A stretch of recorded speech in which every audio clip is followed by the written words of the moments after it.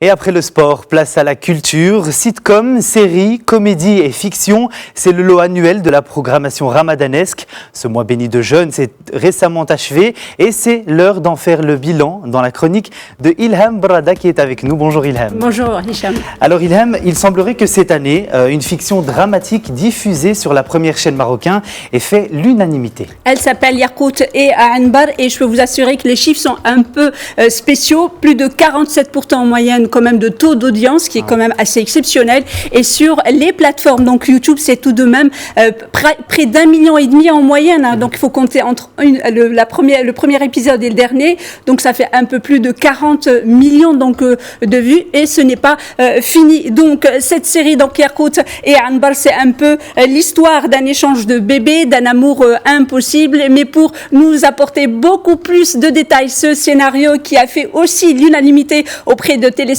nous joignons un des co-scénaristes, Jawad Lahlou. Jawad Lahlou, bonjour. Bonjour.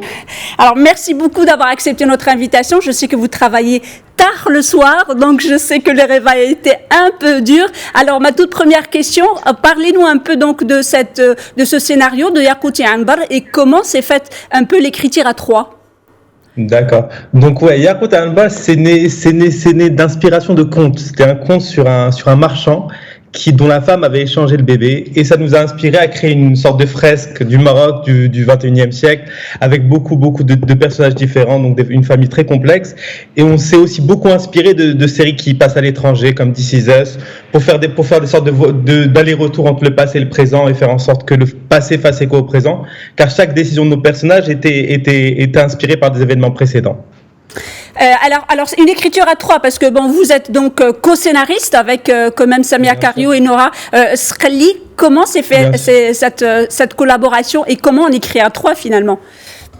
Alors comment on écrit à trois? D'abord, on crée une dynamique de groupe. Nora et Samia avaient l'habitude de travailler ensemble. Elles avaient fait Bnet la Lamnana et Sir Marjan. Moi, j'avais l'habitude de travailler seul ou avec d'autres équipes. Et finalement, ça s'est super bien passé depuis le début. On a créé une sorte de dynamique un petit peu de famille. On échange énormément. On est sur un pied d'égalité tous les trois. On discute nos idées. Certains vont à contre-courant et on s'inspire les uns des autres. Et franchement, ça s'est super bien passé. L'écriture à trois, c'est pas si compliqué que ça. À partir du moment où il y a le respect des idées des autres. Alors, il y a l'écriture, mais il y a la réalisation, il y a le jeu quand même des acteurs, quand même une série ramadanesque, c'est un moment phare dans l'année donc et dans l'histoire aussi donc des séries dans le royaume.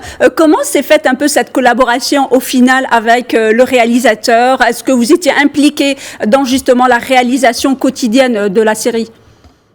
Alors, nous, ce qu'on fait en règle générale, comme on est une équipe de trois, Nora qui jouait elle dans la série était très impliquée dans le coaching des acteurs et dans le suivi du tournage.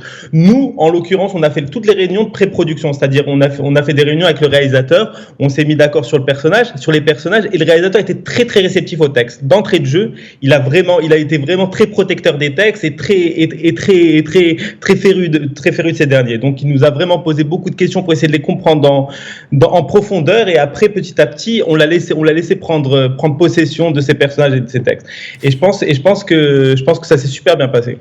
Alors c'est vraiment pas une question piège, hein. Quel est un peu le regard que vous portez aujourd'hui avec quand même un peu de recul par rapport donc à la série? Est-ce que vous êtes surpris un peu du succès donc de la série de Yakout et Anbar? Est-ce que je suis surpris du succès de la série? Oui, évidemment. N'oublions pas qu'il y a un facteur aussi confinement qui est aussi présent. Beaucoup de Marocains sont à la maison. Beaucoup de Marocains ne pouvaient pas sortir pour faire taraweh, pour faire un certain nombre de rites. Donc ils étaient beaucoup plus forcés à regarder, mais ils ont regardé cette série plutôt qu'une autre. Donc oui, il y a eu beaucoup de succès. Est-ce que je suis surpris de ce dernier? Je pense que la série parle à tout le monde. C'est ça qui était très intéressant avec cette série, c'est qu'on a deux tranches sociales et on a beaucoup de personnages différents. Chacun a vraiment en prise avec ses propres démons et avec sa propre évolution qui le permet de passer de l'ombre un petit peu à la lumière. Et donc oui, je pense que tout le monde s'y retrouvait en quelque sorte. Donc oui, je pense le succès était au rendez-vous et j'en étais conscient d'une certaine manière, mais je pensais pas que ça allait prendre cette ampleur-là.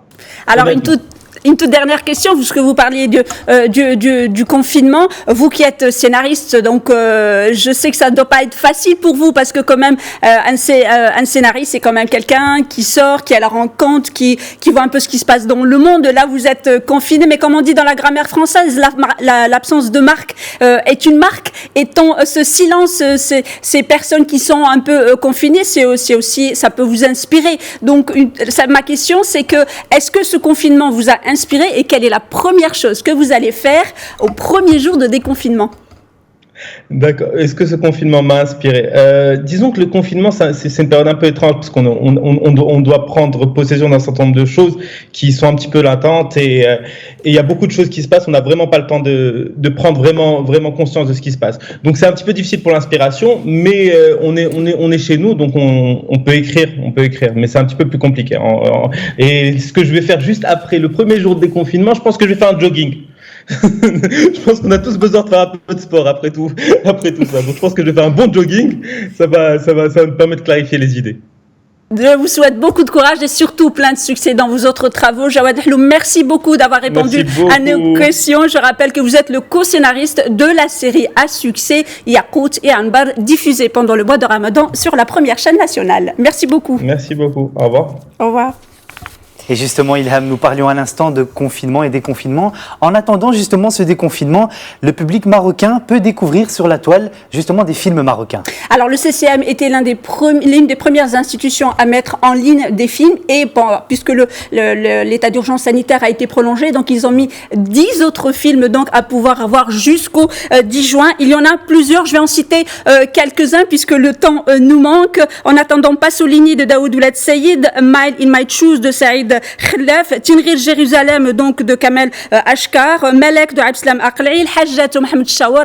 Et moi je vous conseille un film, Hicham, parce que je l'aime beaucoup ce film, et il avait remporté 3 prix lors du dernier festival national du film de Tanger, c'était en 2019, et ça s'appelle Catharsis, et c'est le film s'appelle aussi Jamel Afina de Yassine Morocco, et c'est les 5 et 6 juin. C'est un film à ne pas rater. Vous avez donc 48 heures pour voir ce film, et il est magnifique, je vous le conseille.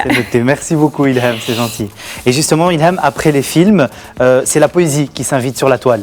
Alors la poésie, donc le Rassemblement marocain pour la poésie et les arts organise la première rencontre donc les 2 et 3 juin, la première rencontre internationale donc de poésie à distance, et en partenariat avec le ministère de la Culture, donc la délégation donc de Rabat et Salé. Donc cette première rencontre peut être vue donc sur les comptes Facebook donc de cette association, mais également sur celui de la délégation du ministère de la Culture de Rabat et Salé. Pour ma part, je vous propose d'écouter un extrait de poésie des Palestiniens, donc Mahmoud Derwish, accompagné en musique du trio palestinien, le trio Joubran. On écoute. C'est parti.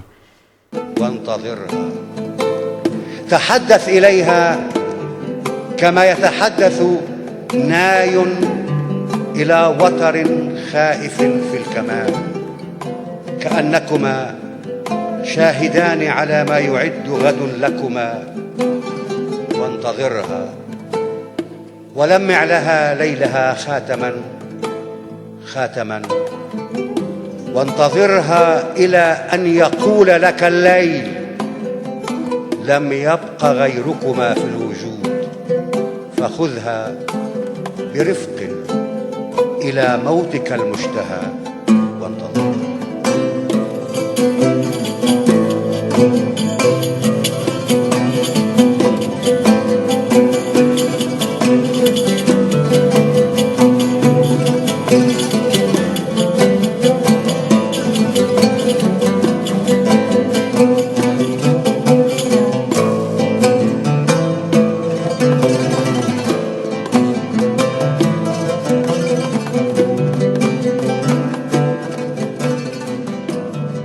Quel plaisir pour les oreilles, Ilham.